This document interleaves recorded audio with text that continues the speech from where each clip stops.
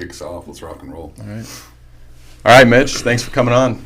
Stoked to have you. Stoked to be here. Thanks, guys. It's a weird world when we grew up in the same ward. Yeah. You were like the older kid that me and Zach and all the kids looked up to, and here we are 10 years later and still looking up to you. So The cool older kid. you're doing something right. Zach Gardner.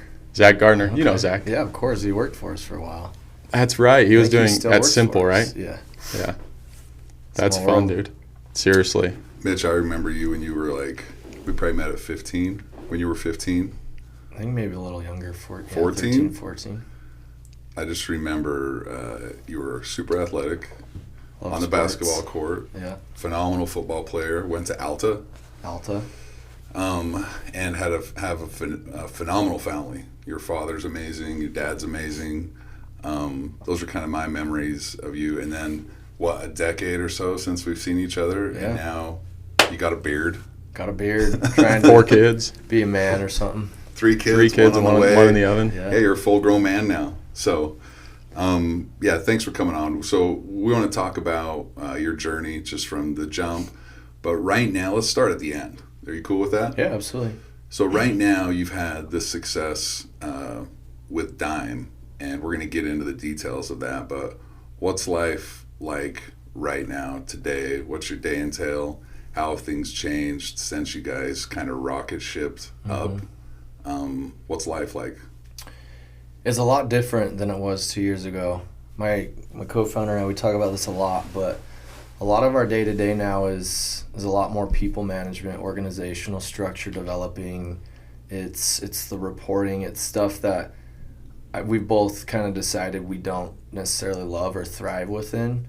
It's kind of the difference between a founder and a CEO. And I never truly understood that difference until the last few years. And I think for us at the core, we've learned that we're founders, we're creators. We can do the CEO, the operational type work, but it's not necessarily what gets us really excited and what we're super passionate about. So is it more boring? I would say, I think it's just different. Like, there's individuals we've interacted with that they thrive with that stuff, right? They thrive with building budgets and building forecasts and coming up with what is called a Hoshin plan, 3 to 5 year plan that you then present to the organization.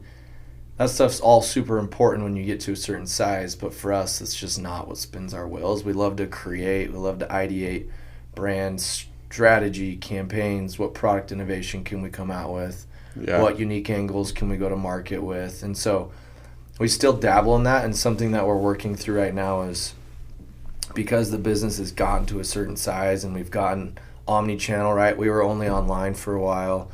We're now on Amazon. We're now in retail with Ulta. The business gets a lot more complex, and so a lot of what we've now had to do is more logistics and coordination, and it's pulled us down, and we're trying now to work on getting us to level up again to where we can be more strategic and think through those things that really will move the needle for the business, because that's what we're good at, and hire those around us that can kind of go and do the execution that we've been doing for a long time. So it's readjusting what we've done for so long and making that shift. Yeah. Because you seem like a guy who likes to be in the weeds.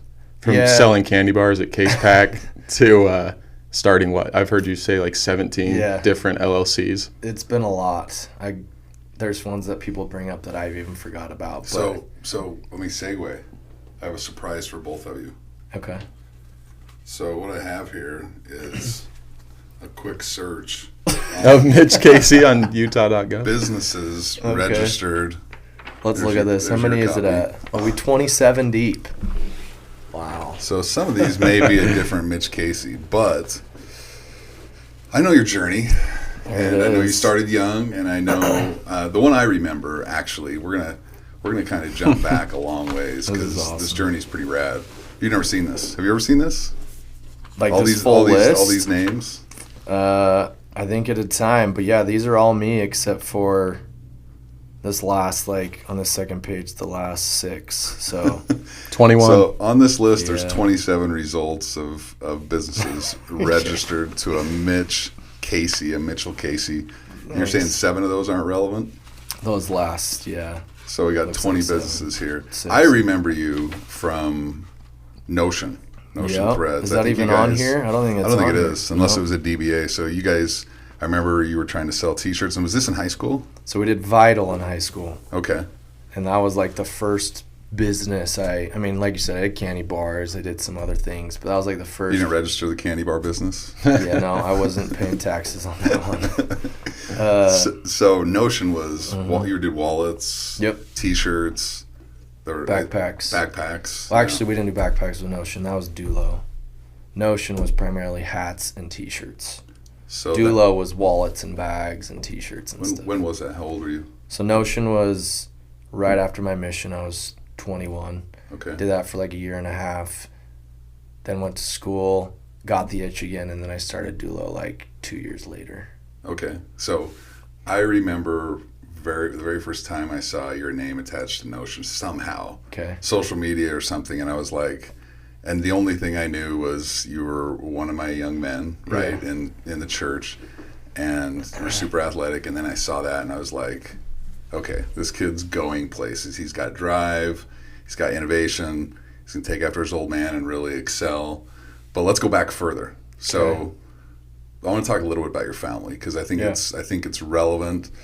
I'm a father, so that's my son. I think it's relevant to kind of give flowers to your folks. Mm-hmm. Knowing Keith, your father, he's an amazing dad, and even more important, he's a great example to you guys, to us, to me. I always looked up to Keith. But take me back to kind of as a child, the things he did when he raised you, the things that he taught you. I was raised in a family business, and I know the work ethic that comes from that. We had another guest on. We were joking around about farmers have kids. Yeah. So they have people to work for them. Yep. You know what I mean? Yep. So I doubt that's why Keith had kids. But take us back to your childhood. Yeah, I think the biggest memories I have of my dad is I know he worked a lot, but I just remember the core memories that I had of whether it was a football game or a baseball game or a basketball game. He made time to be at every single one of those. And I now look at like my situation and owning businesses and how time constrained you are. And I look back, like the carve and sacrifice he made to be at those, like, is a massive deal. Yeah. But he instilled in us a work ethic, and he grew up in a situation where his parents were separated. He lived with a single mom, and so that all those kids had to learn how to work really early on, and he passed that on to us. And so I always saw his work ethic, whether it was at work itself or when he came home and he was helping with dishes or doing yard work, and we had to do those things. And so I grew up around that. And then when he was building his businesses, I can still remember he would bring home boxes of, you get sprayers, right? And you've got the long tube. Right. And one of the projects, we had to cut it down to fit whatever bottle would go in. And we would just have these massive boxes, and we'd pop on American Idol, and we'd be cranking these through with just a box, like those paper cutter boards, you know. It was nothing special and fancy, but we would just sit and do that. And those are like my first memories of like working for some, and he'd pay us, I don't know, a nickel for every 1,000 or something like that. Yeah. And at the time it was great because I just made money to buy toys and whatever. But just seeing what he had always done, and then he would always take us into the office too and show us what he was doing and building. And that really hit home because, like, I did the candy bar thing and I sold those at his company. Right.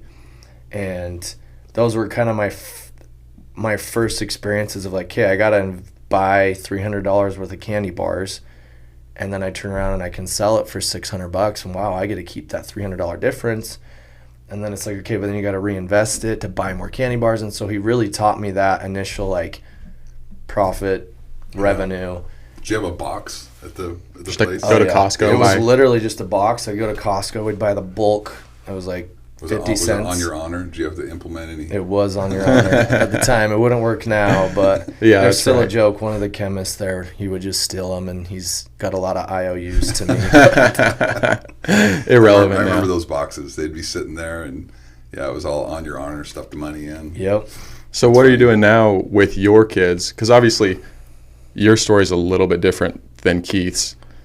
You had success at a very young age, and now your kids are young and they don't see you. Well, maybe you are in the weeds a lot more than it seems, but you were obviously in the weeds, starting stuff, probably working a lot more before and when your kids were young and can't remember. Yep. What are you doing now so that your kids see your work ethic and teach them the same? We got 6-year-old, 4-year-old, 2-year-old, one on the way. Yeah, and I'm interested to hear your answers to this question because this is valuable info. It's a great question, and it's honestly one of my biggest worries is that my kids, because we have come upon a certain financial situation, that they don't appreciate the value of the dollar. And so, like you said, yeah, when we were in like the absolute grind of Dime and we were doing everything from actually filling the bottles and taking the orders to the office, they were too young. Yeah, they don't remember that. We have videos of them at the office and they're like helping throw a package into the box, but like you said, they don't remember that. What they do see is that dad works, and I mix up going to office and working from home. And so they see like how much I'm working, and we try and drive home that everything we have, our home, the cars, the food, is because of the work that's put in, the money gained. So right now, the biggest thing that we do is, it's a very small thing, but they aren't allowed to do anything in the morning, whether that's TV shows, playing with friends, until they've done chores, right? Yeah. It's how they pay their rent. We always mention, like, you got to pay your rent to live in this house. Yeah. So we just try and instill in them that you can't just be given everything in life. You got to work for stuff. And then we also work through, like, if they want to do extra things, my daughter wants some new shiny shoes, right? It's $20. So we put up a few check boxes, 20 check boxes, and she has to then ask us to do an extra job to get a check box. To get something extra. So you got to work for it, right? And I think for us, like, and we're not perfect parents, my kids aren't perfect, but as we've interacted with other children and other families, like, I think that's the one thing that I'm pretty vigilant towards, is making sure my kids know how to work. Because even kids and families that haven't grown up in wealth or financial means, the work ethic has just declined pretty aggressively, right? Yeah. We've had to hire a lot of youth and young people, and it's crazy how everyone just wants everything for doing very little. It's not the reverse anymore. And so just making sure our kids have that mindset and approach going forward is like one of my biggest focuses and goal. Because me as a father, I can't enable them to the point where once they actually get out on their own, like, they don't know how to make it happen and work for themselves. Come out with like that entitlement mentality, like you're saying a ton of people have. I want as much as possible for as little as possible. Yeah. And it's like you can't get something for nothing. Yeah. It's a major worry and concern, honestly. And the individuals that don't have that mindset are the ones that have thrived and have actually progressed in our business. Yeah. Those that have that victim entitlement mentality, they don't last very long. And in my opinion, just in the world in general as an entrepreneur, or if you work in the corporate, that mindset is not going to get you very far. Yeah. I call it the cash out, bro down mentality. Okay. You want to build something, cash it out, and just bro down the rest of your life. I think that's become prevalent. It's interesting you say that about youth, because you certainly didn't grow up poor. Right, we grew up. The area we live in is a nice area, and there's a lot of means to do things. And I think that the sacrifice that parents have to make is sometimes teaching. It's not, the sacrifice isn't going without. It's teaching their kids that, hey, we have this because we're able to do this because. And it's tough. It's tougher when you do have some financial means to instill that work ethic. That's a great answer. Like that it's your concern. I'm glad that you recognize that, because you just see so many youth that don't get that work ethic. And I think you are because of how you were raised. 100%. Obviously, you were born with certain DNA and whatnot, but your parents instilled some great things into you. So, selling candy. Yeah. Where does it go from there? What happens through there? So I did that. I mean, I did all those things, and then, grew up playing sports. I think sports was also a really important lesson, because it teaches you how to do something hard. You practice, if you played football, 2-a-days, you're running ladders for basketball, and it's hard, and you don't see the immediate result of that. And I think having done that my entire life has helped me in a lot of ways with this business, because yes, we're super young and we've been blessed to have the success we had at this pace, but people don't see what happened for the previous, For 10 years, right? And in the grand scheme of things, it's short. Some people grind for 40 until they hit it. But we put a lot of time and energy into it, but you didn't see the results super quick. I mean, there's 21 businesses here, right? And it wasn't until however many down the line that one actually worked and all the other ones previously hadn't. And all the time and energy and hours you put into it. And so sports teaches you something similar. Like you grind, you practice, and then game comes around, you may not even play. You may not get a look. And so it teaches you to put in that ethic without exactly knowing what's coming from it. Yeah. And then through like high school, I had the same mentality. I would say I have maybe an above average intelligence, but I made my grades and things work through my work ethic. I always prided myself in working harder than the next person. And you hear it time and time again. I think that's going to get you way further in life than just natural given talents or abilities. Sure, right? I agree, yeah. So I think sports was a huge factor, and I think also team sports.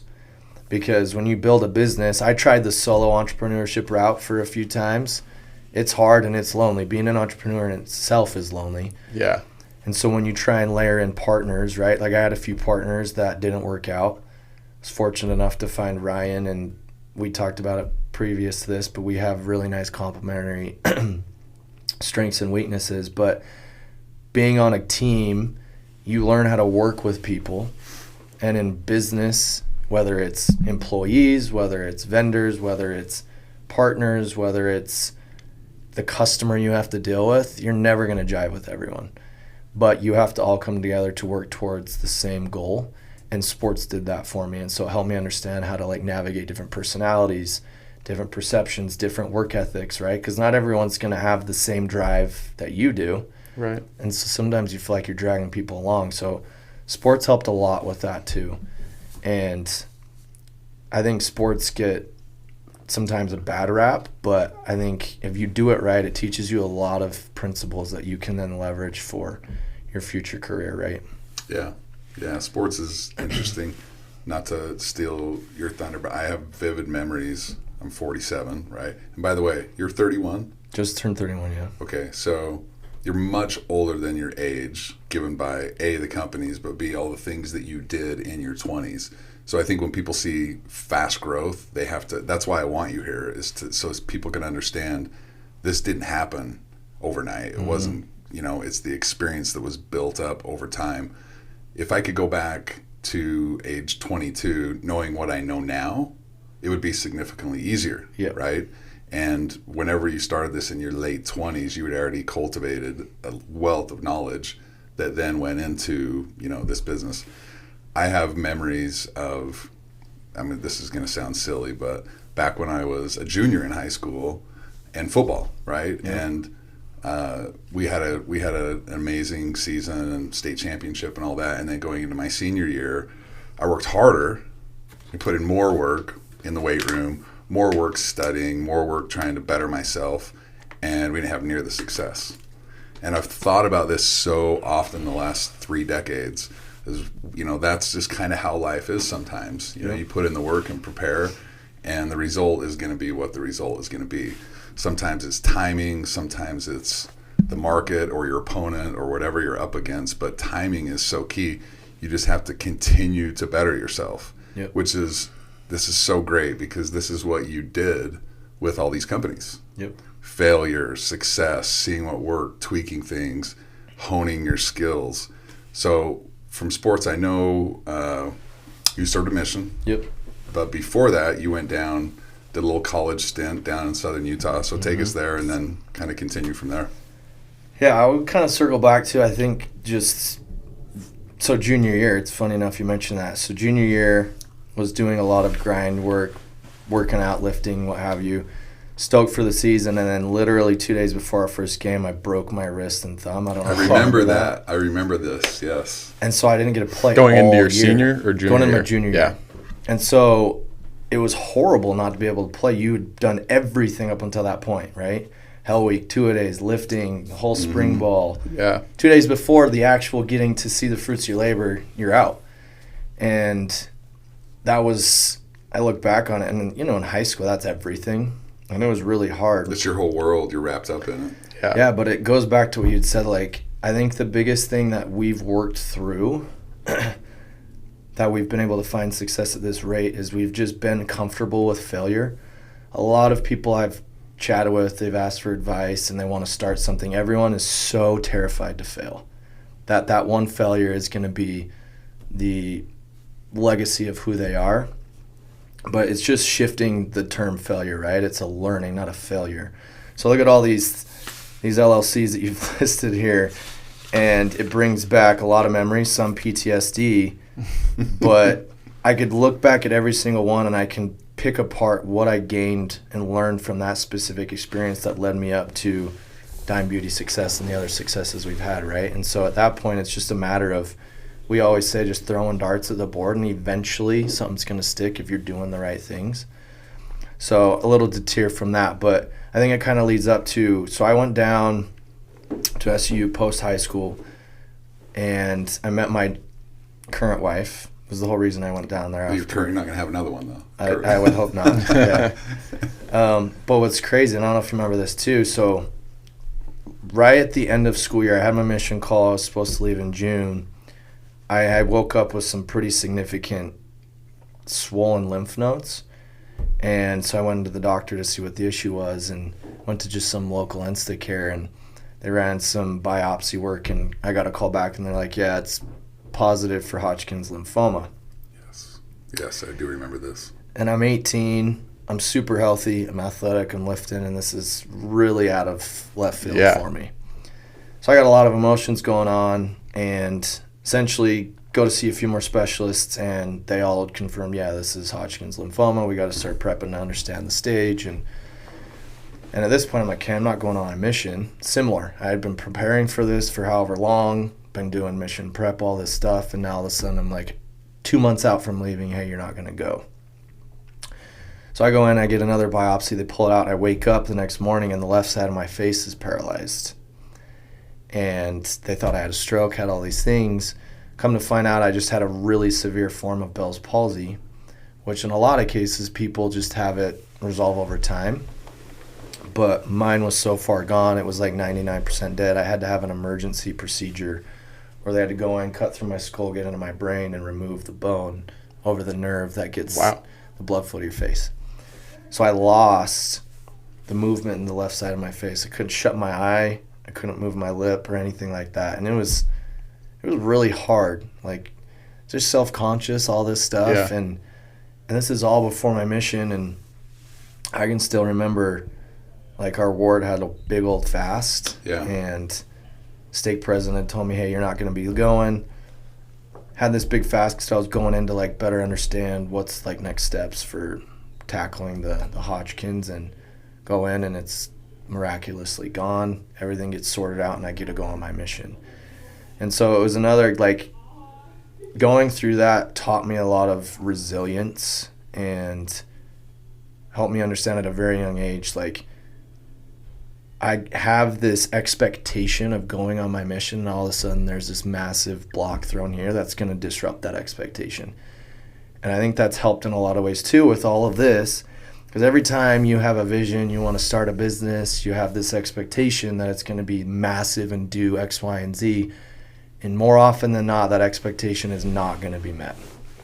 And we as humans, at least myself and those I've been around, like, when we don't have expectations met, it throttles us quite a bit. And for a lot of people, it sets them back, and they never want to experience that again, and so then they never try again.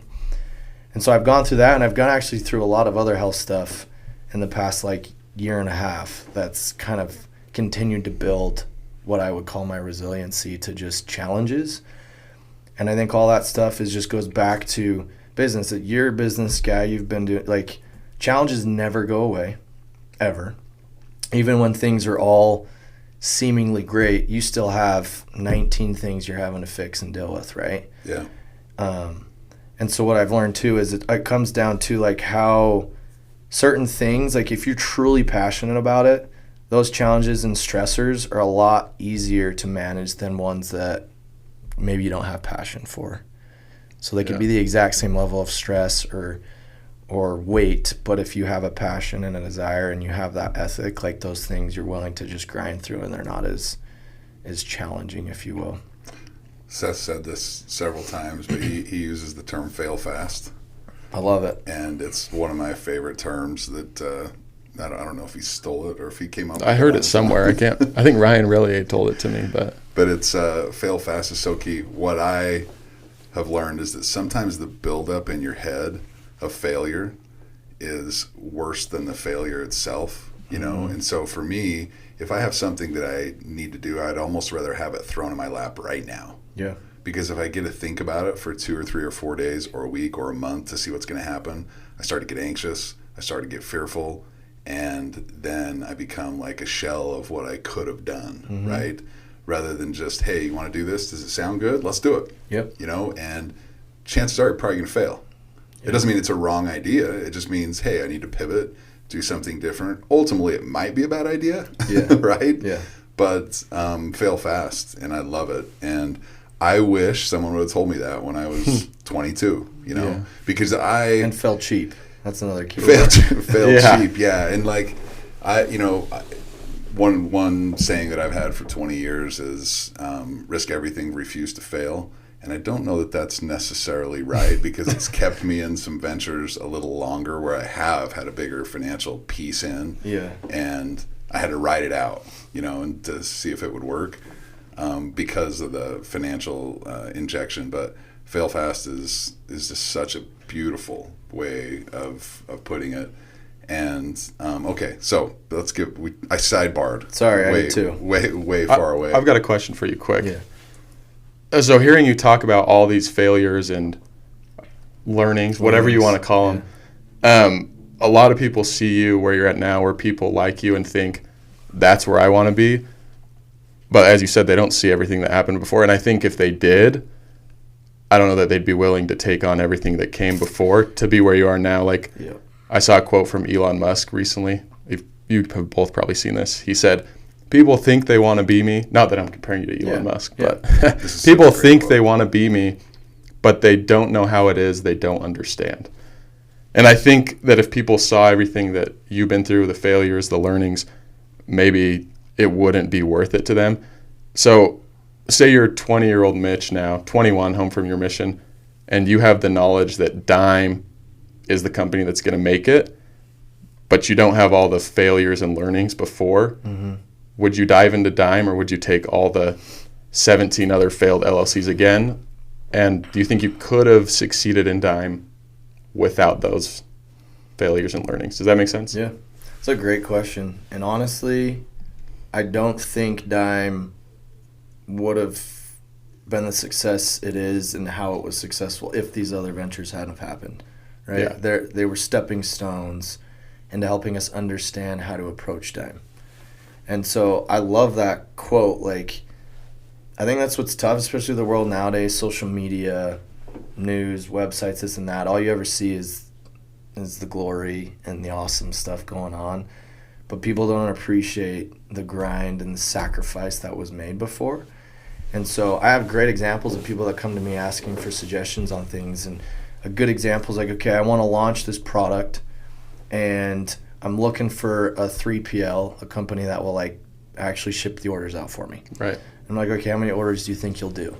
Maybe 1 to 5 a day. And I'm like, all right, you should just do that yourself. It's not even worth paying a 3PL. People aren't even willing to do that. Like, we shipped the orders ourselves for the longest time. We filled the product ourselves. It's not sexy. I had a day job and it was during lunch. It was after hours. It was on the weekend. So I sacrificed going and dirt biking or going to an event or what have you, right, to do these things to make this happen because we had to be scrappy. We didn't have money. And what I've learned with a lot of people that we call them wantrepreneurs. They think they want to do it. Right. But at the end of the day, they don't really want it. That's because if they want it, they would be willing to sacrifice. They want the sexy, you're your own boss, the financial that can come with it, the lifestyle potentially. But none of them want to put in the work to actually get to that point. What they, I think, don't realize is when you get to a certain stage that's sexy, like you said, But at some point early on, you're the janitor, you're the shipping guy, you're taking the orders, you're the CEO, and every other duty that goes along with that. Yep. You know, and that's not something you put on Instagram, Mitch. No, you don't. And that's not on your LinkedIn profile. I think people are doing more of it, and I think it needs to be like shown more, right? But like those early days of Dime, it was okay. We need to fill 200 bottles with the product. We got to cap it. We got to carton it, and then after that, we then got to go print the orders in a very slow printer. It's like bzzz. Right. That's one label. Then we got to fill it, and then I got to go answer a bunch of angry customers. And then I got to take a call, and the customer's dropping some F-bombs on me because she didn't get her product a day earlier than she thought. Like, you deal with a lot of crap. Yeah. And no one sees that except for those that are in the inner workings in the beginning. Like, we have a lot of core employees that started with us that are still there that could speak to how insane it was. And I can still remember multiple nights I stayed in the office. We had no CS reps, and so I was just cranking out. What's a CS rep? Customer service rep. Okay. Cranking out at this point, we started making sales. So now it comes with customer service, issues, complaints. Where's my order? Hey, it's broken in shipping. It's out of our control, but they're upset at us, not USPS. Yeah. So then you have to solve all these problems, and it's Right. like not only physically draining because you're working crazy hours, it's emotionally draining because this thing you've built is everything, so it's your baby. So every time someone leaves a bad review or has negative things to say, it's almost as if someone's feels personal. Talking crap on your son over here. It's blocking and tackling. Yeah. Right? And when you learn to block and tackle, once you get elevated, you can hire someone to do all that other crap, right? Like you said, don't make it cheap, right? That's how you make it cheap, is you do the blocking and tackling. Yeah. But then as you start to grow and you hire people for those positions, you know how to block and tackle, so you know what kind of person you need to be the CS rep, to be in shipping, to do all that stuff. And I think that's the beauty. And I know we're going to probably get to this in a few minutes. However, once you get to a certain point, you're not blocking and tackling. And it's the unique individual that can then say, okay, I don't have time to block and tackle anymore. Someone can do that 80% or 90% as good as we could, then that's what we have to do because we have other responsibilities. There's only 24 hours in a day. And then you're to the point now where it's like, well, we want to still be in the weeds because that's where the beauty is, honestly. It's in the weeds. It's in the development. But you can't be anymore. That's not where the business demands you. Yep. So you have to grow. We're getting ahead because I want to go through some of these businesses. Maybe we can skip for the sake of time. You go on a mission to Florida, right? Armpit of America. That's Michigan. Okay. I'm gonna be straight. Okay. So now Michigan's a beautiful place, beautiful people. Same with Florida. So you go on a mission, come home, marry your girlfriend, who is now your wife. Start going to BYU at that point? Is that right? Yes. Started going to BYU. Start going to BYU, and I want to get your take on education here in a second. Yeah. But when you start at the Y, are you working for your old man? So I was trying to escalate things. So I wanted to get into the marketing program. That was the other challenge I had is what do I study? Because I knew at some point I wanted to be my own business, my own boss. So what I study, and so I tried to understand what tactical skill set that I could actually leverage was I most interested in. Because there was an entrepreneurship degree, but I didn't feel like I'd really get much out of that I could actually utilize. Right. And so marketing I thought was what was most interesting of skill sets that I could actually leverage in building my business. So leading up to that, they require you to get a bunch of prereqs done, right? It's like accounting, finance, economics. And so those classes at BYU are gnarly. They're high demand. And most people will take 1 to 2 of those classes a semester and sprinkle in electives. I, smart enough, decided to take them all at once. And so that semester, I think it was, 1 semester, 2 semesters, I didn't see Maddie ever. I was literally school from 6 a.m. to midnight every single day. But I put in the time and grind so that I could get ahead of whatever my perceived schedule was, right? Yeah. That's another thing I think that we all struggle with is like timeline because we compare, okay, he did this by age 30 or he did this by age 25, but everyone's got a different time. When you hit success, it doesn't matter. And I think like I try and drive that home. Yeah, hitting success early is great because then it compounds and there's a lot more you can do later on. But I myself even do this. Like we can't put timestamps to things as much as we do. We can set goals. I think that's great. But if we cause additional stress on ourselves to try and hit X, Y, and Z, and then if we don't hit it, we're completely deflated and we want to continue on, that's when it becomes dangerous, right? So do schooling, and that's all I did. My head down was in schooling. Maddie she worked as an orthodontist assistant to make us some money. Not a lot, but we just made do. And then during the summer and sometimes on weekends, I'd go back and do some production piecework for my dad, and we would just stockpile. We were very, very lean. We didn't spend money. And that was the life for 2 years. So then I did that, and then after that I got into the program, and then I did an internship. So when I got into the program, all of the students I was in class with, their whole career goal was like go to a Nike, go to a Google, and climb the ladder. And as I was surrounded by all this, I started to think, is this what I want to do? Do I want to do that? And so I went and did an internship at PepsiCo, Frito-Lay. Oh, okay. And it was actually up in the Portland area where my wife's from. So fortunately, we were able to live with her parents during it. But it was not what I expected. Like what was presented to me was I would be able to analyze stores and look for ways to add incremental end caps or locations for chips so that we could improve sales in Target specifically. And I get there, and I literally ended up stocking shelves with the truck drivers. So you see the truck guys like at 7-Eleven and stuff? I was doing that. And their hours are ridiculous. It's like 2 a.m. to noon. Yeah.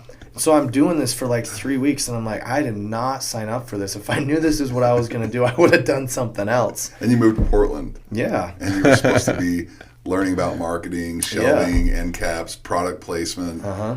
And you were learning about product placement. Yeah, in a sense. You learned exactly how to place it. I'm literally grabbing bags of chips and putting them on shelves. That's not even blocking and tackling. That's water boy. Exactly. And so I was pretty upset about it. So I talked to this director, and like what I gathered is they didn't really have a program. Like they wanted interns, but they didn't really have this program built to be what it needed to be. So they made some changes, and I actually got to do some of that, like analyzing Target stores, making sure things were stocked, just a lot of things to make sure that revenues could increase. But my biggest takeaway from working there was like, I don't want to do corporate. Like this isn't for me. Having a boss, call it pride, whatever you want. I don't ever want to have to report to someone. It's just it's restrictive to my nature.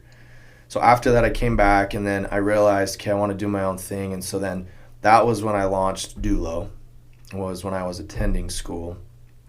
And it was Wallet was the first thing I did, and that was on Kickstarter. And that's how Ryan and I got in touch.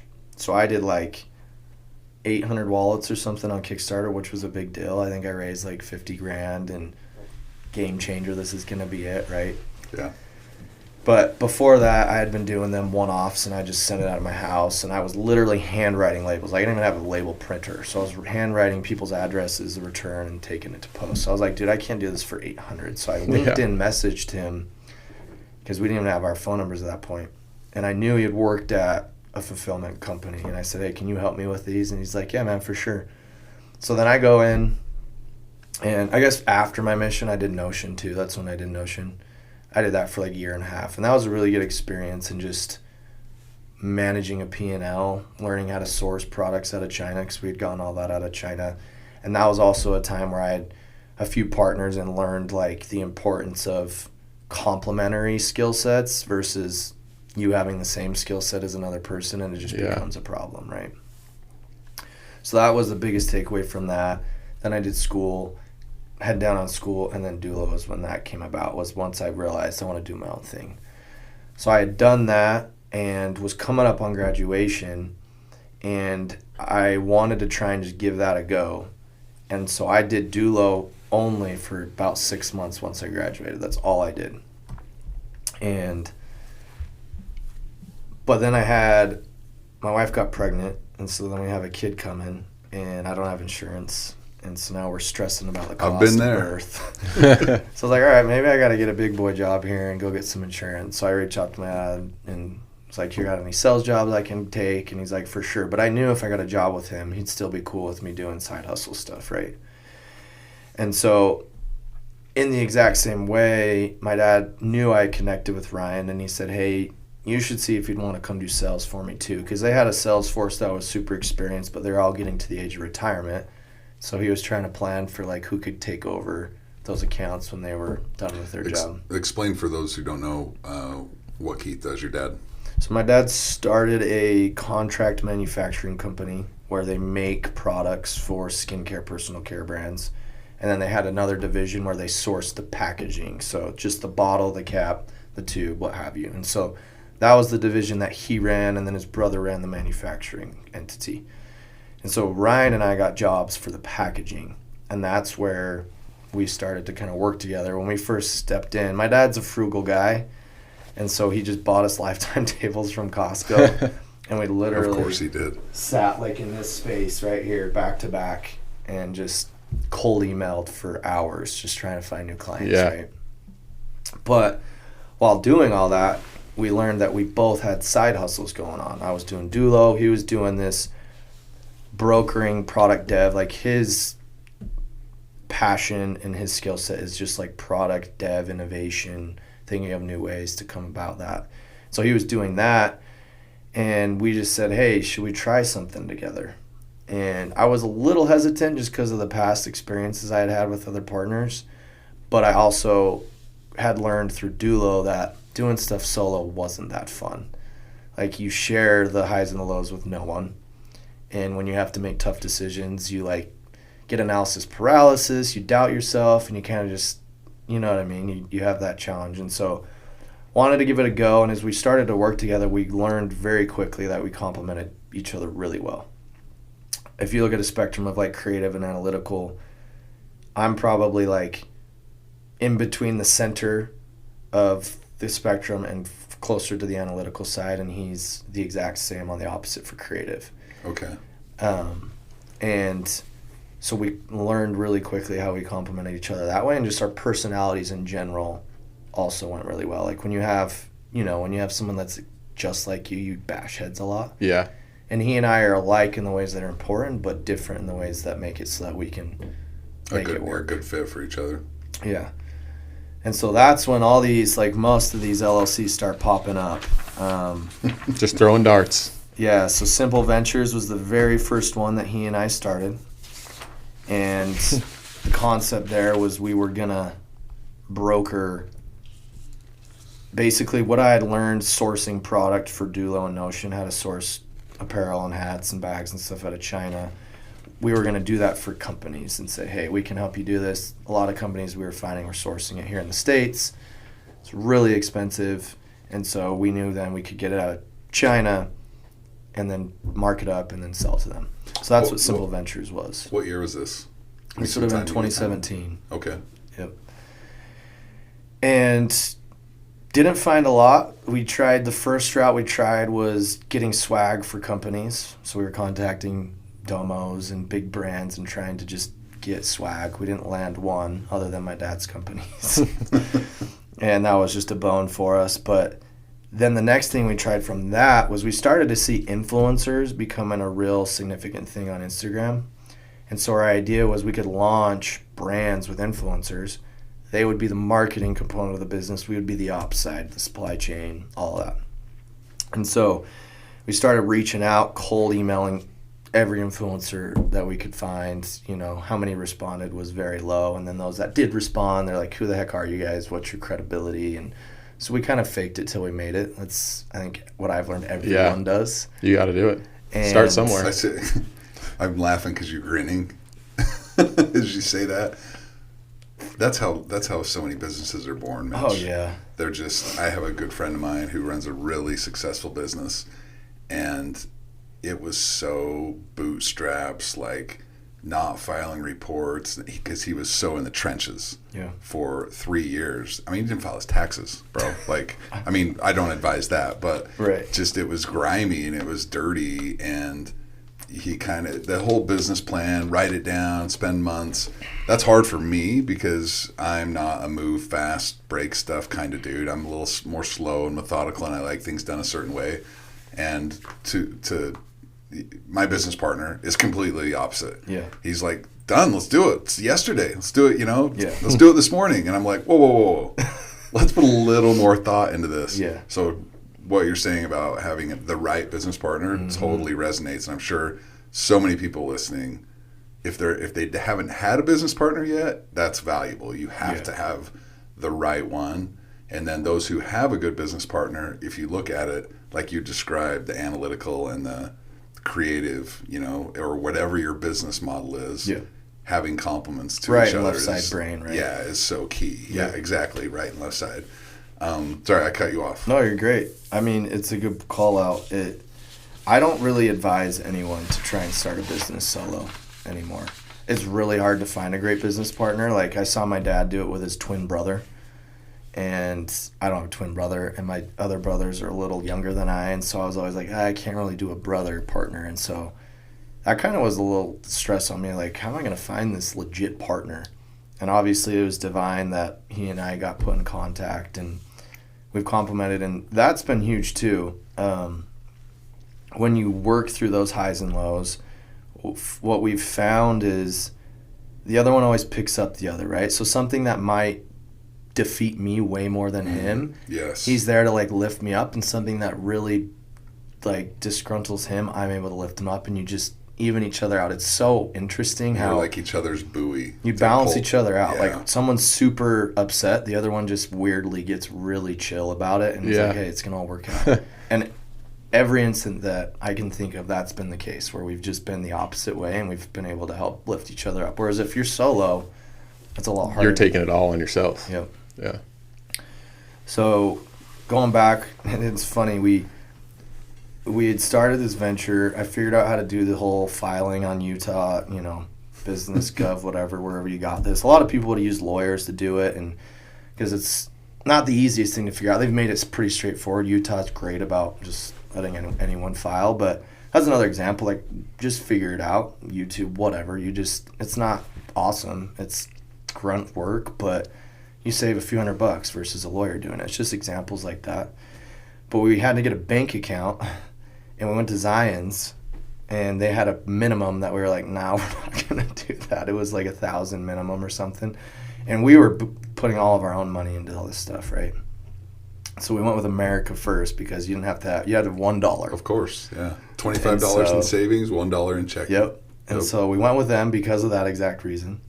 And then we didn't find much success here. So we it was very small amount. I think it was like $500 each into this initial business. And then within Simple Ventures, the first business that actually got some movement was a drop shipping company, if you remember the drop shipping days. Yep.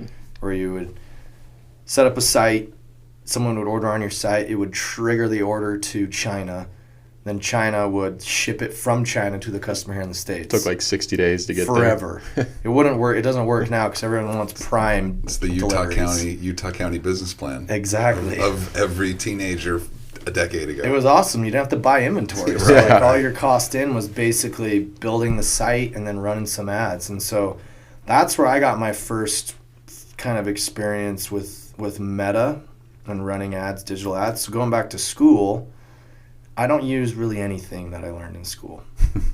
So you asked kind of my opinion on education. If I was to do it again, I would probably go to a less intense school. So BYU is great, but what they expect out of you as a student is insane. It's a lot of work. They try and, like, a lot of my professors, they attended Harvard, they attended Yale, like they attended really high up schools, and they all had said BYU's curriculum is way more intense than any of those schools. Really? And so it's like BYU's trying to get into the same realm as those guys by that, but no one ever sees BYU as the same realm as those guys, right? And so what it did is it kind of took away your ability to focus on extracurricular outside things and getting real world experience. Fortunately, after I did that prereq stuff, once I got into the program itself, I was really focused on like club involvement and being involved in the marketing club and the entrepreneurship club and trying to just get exposure to a lot of things, because those clubs and things will get you more like tactical workshops, right? They'll have someone come in and walk you through Google ads or Meta ads or what have you. But the actual curriculum, I think it's changed from what I've understood. But back then, I didn't learn any of that. No tactical on like, how do I do SEO? How do I build a site? How do I do Meta? None of that. So I think school is super important from the standpoint of it. You have to do a hard thing. It teaches you to push through and grind and work towards something that's difficult to attain. But also then, I think the biggest thing is just the networking you get. Yeah. I saw Alex Hormozy. I don't know if you know who that is. He's like a big online influencer, but he listed a stat. Global education is a $10 trillion a year industry. In the U.S., $1.5 trillion a year.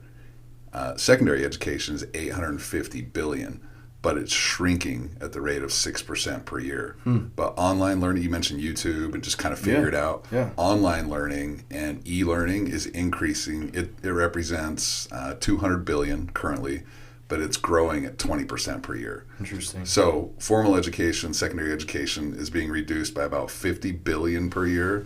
Online learning is increasing at $40 billion per year. Wow. So there's this shift, there's this transition, and it's literally happening right now. I'd say in the last decade, people learn differently, you know? And for someone who wants to be an entrepreneur or go out and do something, they're not necessarily going to gain those skills. They can crunch a spreadsheet or learn how Google worked 5 years ago from the professor, but they're not going to get that real world experience that comes from real time, like today what is happening. For sure. And or doing not a Frito-Lay, but doing an internship, right? And actually working with someone who you admire and respect. So I'm not down on school. Yeah. But I kind of am, because I'm more about education. Yes. And school is not always education, as you so eloquently put with your experience. But it is for some people, and it provides a nice buffer from youth to adulthood. Sometimes it's the easy thing to do because nobody expects you to have any money or have any success for 4 or 5 or 6 years. Right. But it's beautiful to hear your take on it, because there is a cultural shift right now in how people are getting educated. Yeah. What did that piece of paper, or did it get you in more doors? No.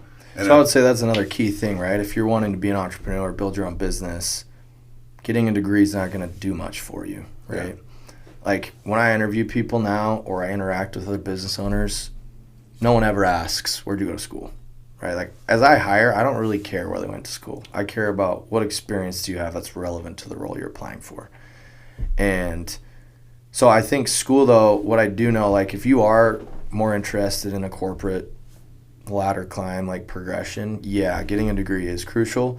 And then an MBA, right? Like a lot of times you only get a promotion if you have an MBA. Right. So I think it's also super important based on like what is your career goal and then assessing it from that point. Yeah, I would agree. I think that is even changing with the corporate world. Okay.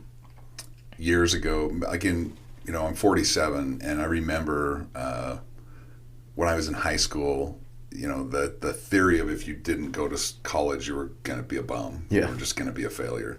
And I was a terrible, terrible student. And then as I got older, I realized I can't work for anybody. I don't have this degree that's so coveted out there. But it's changed. I think that some employers now are saying, I don't really care if you have a degree. Are you smart? Do you have a work ethic? Do you have knowledge in the arena that I need to hire in? Exactly what you just said. The exception to that might be, someone that needs a master's in, in business or whatever endeavor. But schools changed. Education has changed. The networking seems great for sure. Yeah, it seems like the key. Yeah, and you really get a lot of that through the clubs. Yeah. So it's the extracurriculars, and in class, you do some class projects, but it's the classic one person does the whole thing. Right. The others are just You're just trying to piggyback. Who's the smartest guy in the class? Exactly. So a lot of the networking that I built at BYU was through the clubs. There's a little through the classes. And has that helped you? Have you relied on those relationships? Not yet, but I think at some point for sure. I think that's the other thing is what you're sowing now, you never know when you'll reap it. And the individuals I've interacted with and what they eventually become or what business they build or who they become at a certain vendor of mine, like it could help in 10, 15 years time. Yeah, for sure. They're probably calling on you now. Yeah, you're the guy in the project that I kind of was, yeah. I wasn't the smart one, so I would just try and make it work. But yeah. So you're doing this. Let's jump, and then if we're missing something that's of important detail, stop me. But okay. The absolute infancy of Dime Beauty, did that start on a napkin? Was it whose idea? Did you guys collaborate together? Was it formed? Like, tell us about that. Yeah, super collaborative. And so I think what's important is Ryan and I had launched however many LLCs leading up until that point. A lot of them were not in the skincare space. It was apparel. We had done, so we did baby clothes. That was our first in Simple Ventures. Baby clothes? Baby clothes. You sold that company, right? I think I've heard. So we did like 5,000 in sales. And that's where I started dabbling with Meta. And I was like, okay, back then, dude, Meta was way different than it is now. Not near saturated, so you can make it work a little better. Did like $5,000 in sales, and then we found this site that you could plop your Shopify store on and just sell it. It was a marketplace, and so we did that. And some lady in New York bought it for $5,000. And we're like, boom, first exit, baby. So we just took that $5,000 and circled it back, and then we used that to just keep building. And then I look at a lot of these, like X brand. That's an important brand for Dime, and I'll tell you why. So we had started Dime before X brand. So we launched Dime in September of 2018, and we had this revolutionary idea that we would have a membership model. So there was a company called Beauty Pie. They were in Europe. And then there was a company here in the U.S. called Public Goods, but they did like toilet paper, toothpaste, like commodity items. We wanted to take the concept, so they made you pay an annual or a monthly membership, and then by paying that, you got access to their store to then buy products at cost. So it's like a Costco-esque type style Costco model. for beauty care. And so that was our whole concept. Like, let's take this for really high-end skincare. People would love this. Like, I'm going to get an $80 serum for $23, but I pay this membership, and all in, it's way more affordable.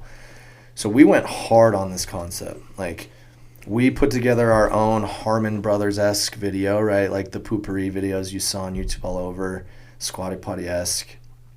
Put a lot of time into that. That was our biggest investment up until that point. We built out this really intense Indiegogo, which is just similar to Kickstarter.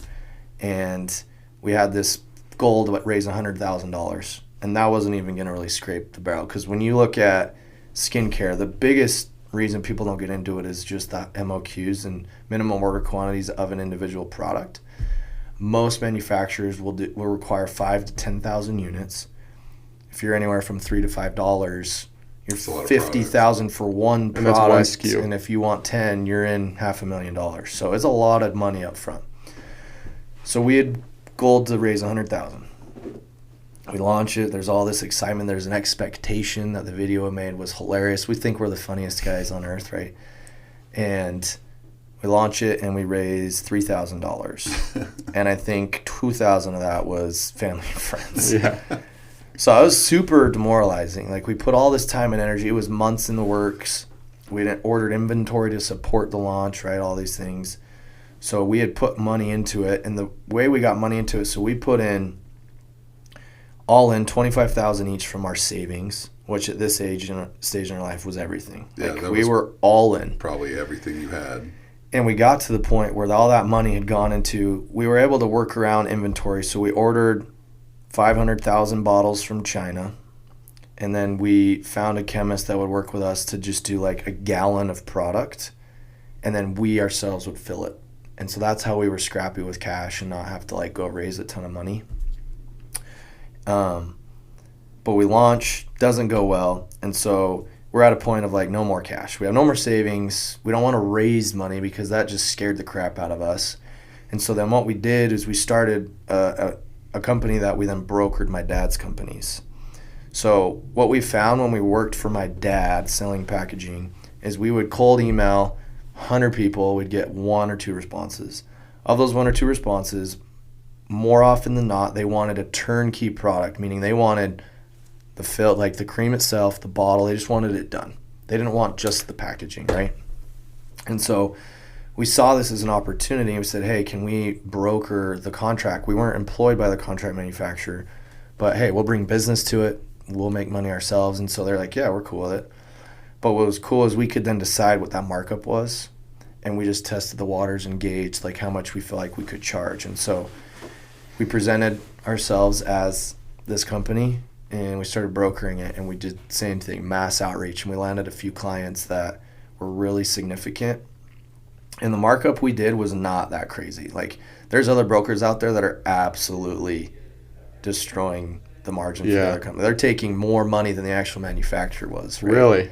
There's a lot of that like out there. 150% markup. Yeah. So brokers don't have the greatest perception because of that they just take way more off the table than anyone else. But we were smart because we knew what the markup was for the actual manufacturer, and we weren't getting greedy with it.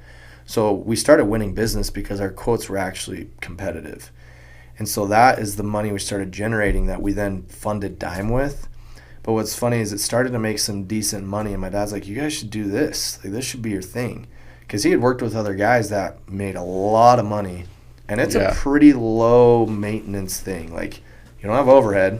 Once you're set up, it's all the risk is in the manufacturers. You have secretary, administrative assistant. Like, we knew 2 guys that had 1 assistant, and they were doing like 30, 40 million a year. Just those 3 people. Wow. Yeah.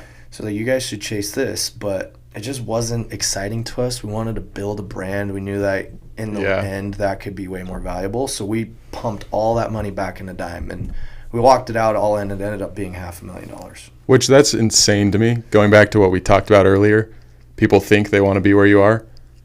999,000 people out of 999,999 people out of a million would not have done that. Would not have. My dad was like, you guys are crazy. Yeah. Because he knew the space. The skincare space was super saturated, very competitive, and he's supported us in all ways, right? And he'll laugh with this, but he literally told us, you guys are crazy for doing this. I mean, it seems crazy. Like, right. It does. And was that hard to go against? Cause, for sure. I mean, I know you respect your father. We talked about that. Was it hard to go against that maybe advice or suggestion of, hey, dude, this is working. Roll with it. Totally. Because we did Dime for all of 2018, and we did 50,000 in sales, which meanwhile through a whole side hustle. Yeah, and that was burning money, right? 50,000 because we were testing influencers. 5,000 here for this individual doesn't make 1 sale, so it's just $5K burned. Yeah. We got to buy inventory. Like, that 50, like, we lost a lot of money. Your bottom line's, you put in $500,000. Your bottom line's minus $450. It was terrible. And so we're looking at this, and then we look at this brokering, and when it came to that point, so end of 2019, we had a real conversation of like, do we stop Dime and actually chase brokering thing, build the brokering thing up where there's like sizable foundation of cash that we could then use as like investing and stuff. But for whatever reason, that just didn't feel right. We felt like we were just on the brink of something with Dime. We just needed to make some changes. And so that's another crucial thing is I think a lot of people, it's like that image, you see the guy digging for gold. Yeah. And then he quits like 2 shovels into the gold. I think that happens with a lot of people. They get to a point, it's not that their idea is bad like you had said, it's just they need to maybe make some minor tweaks. Yeah. And so this X brand, I'll get to that in a sec because it's important, but what we did to make the change is being on the manufacturing side and being with the trends of the industry, we knew that clean was becoming a big thing. And clean at the time was very arbitrary. Like, what does clean mean? Anyone could claim it. But then when you look at their ingredient list, it was full of toxic stuff. And so we were like, let's actually make a clean product and let's make our packaging bougie. We had plastic. You don't get a great feel for that. And so we went with glass. We did black with like a gold hot stamp so it shined, and it was just different. That was the other thing is we were doing black and gold in an industry that was typically white, pink. And so we got a lot of pushback on that too of doing black and gold. But we were like, we want it to stand out. And if you go on a shelf, and we were thinking long term, like Ulta right now, if you walk through a store, everything is pink and white and like light blues and purples. If you had a black and gold product, that would pop, right? And so that was our whole goal, is we wanted that to be kind of a decorative item too. Like people want to keep it on their shelf versus throwing it in the drawer. Yeah. So those are the tweaks we made. And then simultaneously we had launched X brand, which was this concept around an eyelash serum. So we had an eyelash serum for Dime. We took the same formula for X brand and we tried to make it just really expensive. So we charged $100. We got these really nice boxes, like Apple iPhone-esque. Slide it out, foam, and it's just one eyelash serum. So just tried to make presentation phenomenal. And is it similar to what's the competitor, the big competitor in that there's space? Grande Lash, Latisse. Latisse, yeah. Which is, I mean, spendy. Yeah, those products, like if you were getting an eyelash serum back in the day, you were paying $150. Yeah. So we did 100, and meanwhile we dropped $7,000 on this Meta like course that I took. So I paid $7,000 and I learned it from one of these guys marketing on Instagram of like, I'll teach you all the ins and outs. And it actually was a super valuable, like some of the best money we've spent, because I really learned Meta in and out. And so I used that to try and build up an email base for this X brand. And I got a few thousand emails. It was like this whole, you get them in and then you launch and then you get a bunch of buys through email. Mm-hmm. We bought all this inventory and it was more expensive. Those boxes were like $1.50 each. And the eyelash serum itself was probably like $3 or $4. And I think we had like 10,000 units. So it was a good chunk of the money at the time. We do all this. I'm super stoked. We've got all these emails that seem super excited because it was like, hey, product's coming, launch, sign up. We launch it. We did not do one sale. Not one? Not one. Not one sale. And so this was one of the more like debilitating times for me. And because we'd put a lot of energy into this one, and it was like nothing had hit it up until this point except for the brokering. Like all the brand stuff we had been doing, not one thing had worked. I got a question. Pause right here for a sec. What was your wife saying at this time? She thought I was nuts. Like, I mean, all our savings are gone. Let's give your wife some flowers for this time in your life, because she's got to be like looking at you like, I mean, what were those conversations? What was the pillow talk like at night? It was just like at that point in time, I felt like the entrepreneur. The guy was like, hey, here's my next idea. Here's this and this. And it was that for her. And like at a point she said, you know, she was second guessing, like, what is my life going to look like with this? Yeah.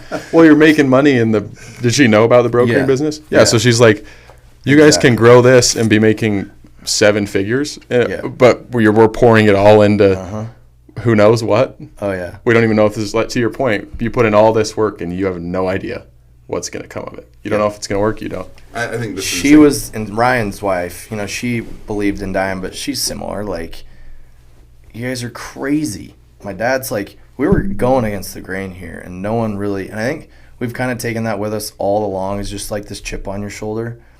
And I kind of had that growing up too. Like, I wasn't the biggest kid all the time, and to be like one of the go-to guys, I had to work really hard. And so I've always kind of had that. We've taken that with us. It's not that we didn't have support or this or that, but it was always like, are you sure? That's kind of silly. Like, you guys have done this 10 times. Look at Mitch. He's done 15. How's your little business, buddy? Yeah, exactly. I can just, I mean, for those who are listening to this right now that have a spouse, they know what we're talking about, right? Mm-hmm. If you're not married yet, you're gonna know. But having a supportive spouse through all of this that believes in you, maybe they give you some direction, but I mean, your wife's probably scratching her head at this moment in time saying like, what is my life gonna be like? It says a lot about. But ultimately they just stuck with us, right? Like, we wouldn't be here. It's such a beautiful thing when that happens, when they stick with you and they just support.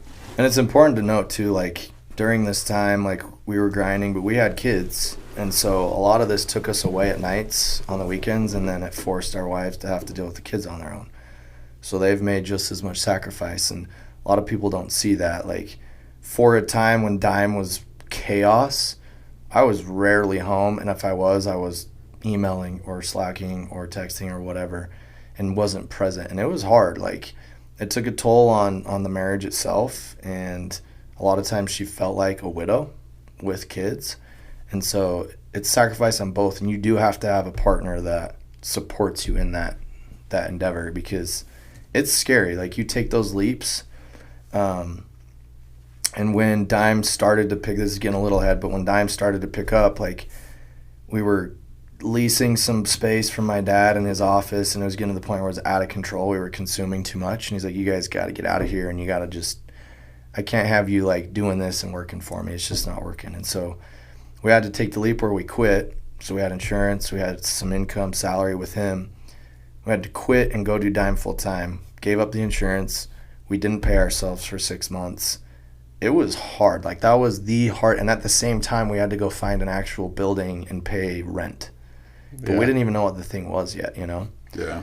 And so that was another huge leaping point that we had to take, that they had to support us on and be like, all right, here we go. Like, who knows what's going to happen in the next 6 months? We could be right back to working at Case Pack, you know? But you just believed. Yeah, I think it's like, one, you can't be afraid to fail, because at that point what holds people back is immediately thinking about, we're going to fail, this isn't going to work. And of course you think about that, but I think of the 19 other failures we had come be somewhat numb to it. Like, it's just normal. It's like, okay, if we fail, so what? We move on to the next thing. Yeah. And it's definitely a leap of faith. And at every single point, I'm sure you felt the same, an entrepreneur has to take that leap. There's never a perfect line where, like, you get to have everything dialed up and you have no real risk. There's one point, and typically multiple, but there's always going to be at least one point where you got to take that leap. There's and a you big don't know. leap. Yeah. There's little jumps, and then there's a big leap. Yep, and I think that is what holds people back more often than not, is that leap, because it is terrifying. So you launched this eyelash serum. Yep. It gets not Nothing. one sale. Nothing. And the pillow talk is, honey, I'm crushed, dude. I know you're not an idiot, but what are we doing here? Yeah. Right? And this is like a great moment when, like, I was super defeated, because I had, this was me. Like, I'm the type of person where I feel very responsible for things, and I shoulder that. And I can still remember, I've said this on others, but Ryan had sent me a text, and it was just that Forrest Gump gif where he's like waving on the boat, and he's like, what does he say? Like, hey, or something, just like super silly. Are you still there? Yeah, and I don't know why it just hit me, and it's just like a lighthearted approach about it, and it's just like, dude, because at that moment I was like, I'm done with this, man. Like, I don't know if I can do this anymore. I'm just gonna work for my dad and just be the 9 to 5 guy and Frito-Lay stocking chips. Yeah. Right? But that was a good example of, I was super down. He lifted me up, and we worked through it. And so then we had X brand going. We had Dime. We were redeveloping Dime. We had all this packaging coming in, the new glass and all of that. But with X brand, we had at the time still been trying influencers. We had not had any success, and we had tried probably 50 at that point. But there was one influencer here in Utah, ironically enough. We had sent her an X brand eyelash serum, and we'd asked her to post it for commission only. That was really rare back in the day. Very few influencers would post for commission only. They wanted money up front. And so didn't really expect her to post or anything like that. There was no like schedule of, hey, when are you going to post? Here's this and that. It was literally just, we're desperate at this point. So I can still remember we were in our house. I was laying sod. And at this point, with Shopify, you have an app on your phone. And every time you get a sale, it's like a ka-ching. And it's a notification. And we have it on because we're getting like no sales. It's maybe one every 3 days, right? All of a sudden, I hear it going off. It's like ka-ching, ka-ching. It's like 10, 12 a minute. So I go over there, I check it, and sure enough, it's Shopify, and it's like saying we're getting all of these orders on X brand. So I text Ryan, I'm like, dude, are you seeing the same thing? Is this like a bug or something? He's like, no, I'm seeing it too. So I started looking into it, and all the orders coming through had a discount code attached to it. That was the discount code we gave to that influencer. And so I'd say this because that was the first time we had experienced the power and the fact that influencers could be a channel that was scalable and effective. And it was a Utah influencer. Yeah, and she had 65,000 followers. Wow. Like nothing crazy. And she ended up driving $20,000 in sales. Wow. And this is X brand. This is not even Dime. Wow. And so we're like, wow, okay, this is legit. So we immediately proposed her Dime, because that was what we had been building. X Brand at that point was kind of like, this is lame. But that gave us the insights that this could work. So then we had her do the same for Dime, and we saw success again. And then simultaneously, I've been talking to an influencer agency on and off for a year and a half. And I got in touch with them because I had cold emailed an individual, and he was her agent. He's like, hey, we do this stuff for brands just like you. And they were doing it for one of our competitors we aspired to be. He's like, we're doing this with them, and we're driving them like $250K a month in revenue. And we're like, what? That would be insane. But the caveat was they said you had to commit to $50,000 up front in order to like make this work. The problem was we had 30 grand in the bank. We had no more savings. So I basically negotiated with them where typically you would pay it all up front, then they would post. I said, okay, we will pay you guys, but we want them to post first. And then after they've done both of their deliverables, we'll pay it out. And they do multiple posts? Yeah, we structured it where they did 2. Okay. So it was 2 during a month. So they'd post like week 1 and then during week 3 or something. Okay. So it was spread out. And took that risk. If they had all failed like these other ones had, we would have been scrambling to find cash to pay them. But if they had worked, like the gal that we had just worked with, then it could be something. So they work it out. You just rolled the dice. Dude, 100%. It was absolute gamble. Yeah. And fortunately it worked. And so I think we ended up paying $60K, and it drove, I think it was like a 2.5x on that. And so we were out of our minds. This is April of 2020. We're still working for my dad.